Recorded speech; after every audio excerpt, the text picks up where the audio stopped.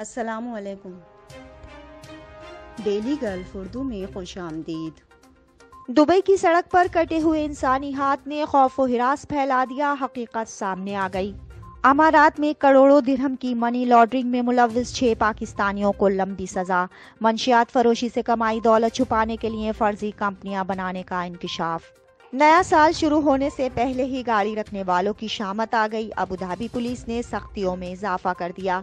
اسرائیل پوری دنیا پر چھانے لگا، ایک اور ملک نے ہاتھ ملا لیا، ابوظہبی کے ولی عہد نے بھی خیر مقدم کر دیا۔ امارات میں مقیم پاکستانیوں کے لیے اچھی خبر، قانونی معاملات میں رہنمائی کے لیے مفت رہنمائی اور وکیل حاصل کر سکیں گے۔ 2021 کے لیے شیخ حمدان کا جدید پلان سامنے آ گیا، روزگار بڑھانے کے طریقوں پر مسلسل کوششیں جاری۔ ابوظہبی میں پاکستانی سفارت خانے میں غیر ملکی سفارتکاروں کی آمد۔ متحدہ عرب امارات میں کرونا وائرس کے نئے کیسز اور صحت یابیوں کا اعلان۔ اب خبروں کی تفصیل۔ متحدہ عرب امارات میں کرونا وائرس کے نئے کیسز اور صحت یابیوں کا اعلان۔ متحدہ عرب امارات میں 12 دسمبر بروز ہفتہ کرونا وائرس کے 1154 نئے کیسز ریکارڈ، جبکہ امارات کی وزارت صحت کی جانب سے جاری اعداد و شمار کے مطابق متاثرین کی مجموعی تعداد 1,83,755 تک جا پہنچی ہے۔ پچھلے 24 گھنٹوں میں 613 صحت یابیوں کے بعد صحت یابیوں کی کل تعداد 1,63,048 ہو گئی ہے۔ آج کرونا سے مزید 2 ہلاکتوں کے بعد ہلاکتوں کی کل تعداد 609 ہو گئی ہے۔ اسرائیل پوری دنیا پر چھانے لگا، ایک اور ملک نے ہاتھ ملا لیا، ابوظہبی کے ولی عہد نے بھی خیر مقدم کر دیا۔ تفصیلات کے مطابق جمعرات کے روز ابوظہبی کے ولی عہد نے اپنے بیان میں امریکہ کی جانب سے مغربی صحارا پر مراکش کے خود مختاری تسلیم کرنے اور اسرائیل کے ساتھ رابطے کے دوبارہ آغاز اور سفارتی تعلقات کے فیصلے کو خوش آئند قرار دیا۔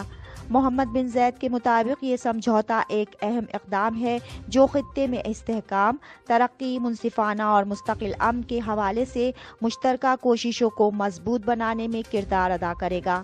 ابوظہبی میں پاکستانی سفارت خانے میں غیر ملکی سفارتکاروں کی آمد۔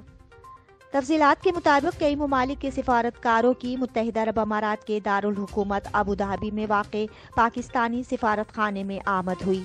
اس موقع پر سفارتکاروں کی جانب سے سابق وزیر اعظم میر ظفر اللہ خان جمالی کے انتقال پر تعزیت کی گئی۔ سفارتکاروں نے ابوظہبی میں پاکستانی سفارت خانے کے ناظم الامور امتیاز گوندل سے ملاقات کی اور پاکستان کے سابق وزیر اعظم کے انتقال پر اظہار افسوس کیا۔ سفارتکاروں نے اس موقع پر تعزیتی کتاب میں اپنے تاثرات بھی قلم بند کیے۔ امارات میں کروڑوں درہم کی منی لانڈرنگ میں ملوث 6 پاکستانیوں کو لمبی سزا۔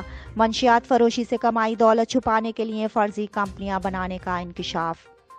تفصیلات کے مطابق 4 ملزمان جنہیں منشیات کی اسمگلنگ کا قصوروار ٹھہرایا گیا، منشیات فروشی کے نیٹ ورک کا حصہ تھے۔ یہ لوگ امارات اور دیگر ممالک میں منشیات کے خریداروں سے رابطہ کر کے انہیں مال پہنچانے کے لیے پاکستانی باس کے ذاتی اکاؤنٹس یا اس کی فرضی کمپنیوں کے مخصوص اکاؤنٹس میں رقم جمع کرانے کی ہدایت کرتے، جس کے بعد یہ رقوم فارن ایکسچینج کے دفاتر کے ذریعے پاکستان میں مقیم اپنے لوگوں کو منتقل کر دی جاتی تھی۔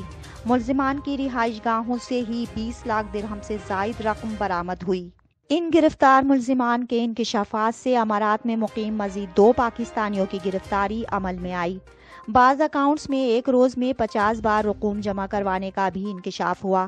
تحقیقات کا دائرہ وسیع ہونے پر پتہ چلا کہ اکاؤنٹس میں رقم جمع کرانے والے 8 افراد منشیات استعمال کرنے کے عادی ہیں۔ مرکزی ملزم کے 6 بینک اکاؤنٹس تھے، جبکہ دوسرے ملزم کے 3 بینک اکاؤنٹس تھے۔ امارات میں مقیم پاکستانیوں کے لیے اچھی خبر، قانونی معاملات میں رہنمائی کے لیے مفت رہنمائی اور وکیل حاصل کر سکیں گے۔ تفصیلات کے مطابق قانونی آگاہی کا مرکز قائم کرنے والے ایڈوکیٹ نصیر ملالہ کا کہنا ہے کہ یہ خطے میں اپنی نوعیت کا واحد لیگل سینٹر ہے جس کا مقصد سماج میں قانونی آگاہی کے کلچر کو فروغ دینا ہے۔ اس مرکز سے ان کارکنان اور رہائش پذیر افراد کو بھی آگاہی دی جائے گی جو اپنے حقوق حاصل کرنے کی جنگ لڑ رہے ہیں، چاہے وہ مالک یا آجر کی جانب سے آخری سیٹلمنٹ کا معاملہ ہو، کار حادثوں کے نتیجے میں ہر جانے کی رقم کا، جائیداد کا جھگڑا ہو یا کوئی اور معاملہ، ہر طرح کی رہنمائی فراہم کی جائے گی۔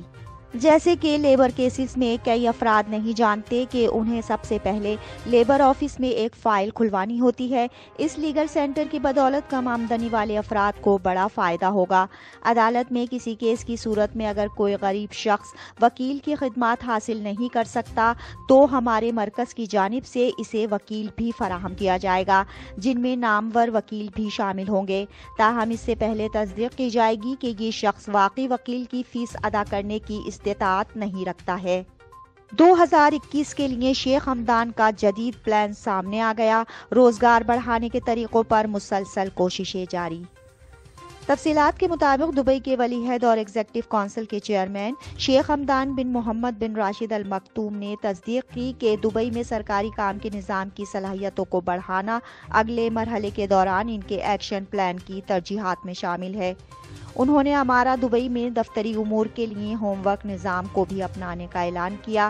انہوں نے کہا کہ انسانی وسائل کی ترقی کے لیے کوششوں کو جاری رکھنے اور ان تمام صلاحیتوں کو بروئے کار لانے کے لیے ان کی حکومت پرعزم ہے، جس میں انسانی توانائی کو بدلتے حالات کے ساتھ اس کے تسلسل کو برقرار رکھنے کے قابل بنانا اور دبئی حکومت کی قائدانہ حیثیت کو مستحکم کرنے کے لیے اس کی صلاحیتوں کا بھرپور استعمال کرنا ہماری ترجیح ہے۔